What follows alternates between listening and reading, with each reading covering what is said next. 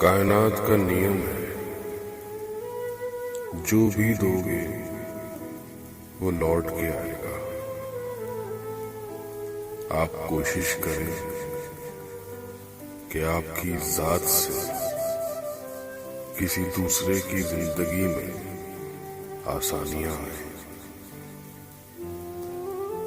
आपके मामलात में अपने आप आसानियां पैदा होने लग जाएगी।